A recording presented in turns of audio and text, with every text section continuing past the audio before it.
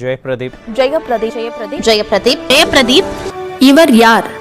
சட்டமன்ற உறுப்பினர் இல்லை, பாராளுமன்ற உறுப்பினரும் இல்லை, மத்திய மாநில அரசுகளின் அமைச்சரவையில் இடம்பெற்றதும் இல்லை, வாரிய தலைவரும் இல்லை, அரசியலை பயன்படுத்தி வாரி குவித்தவரும் இல்லை, ஏன் இவர் கட்சியில் பெரிய பதவியில் கூட இல்லை, தனது செல்வாக்கினை பயன்படுத்தி அரசு அலுவலகங்களில் தலையிட்டதும் இல்லை, பிற கட்சிகளில் உள்ளது போன்று வாரிசு என்பதற்காக அதிகாரம் செலுத்தியதும் இல்லை.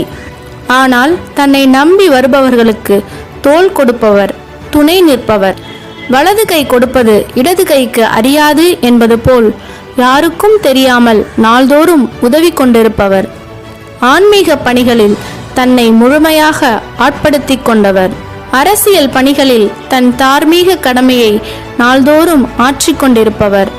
இவர் ஆன்மீக செம்மலாக இருப்பதை விட அரசியல் செம்மலாக மாறி அரசியலில் களம் புகவே காலம் இப்பொழுது அழைக்கிறது.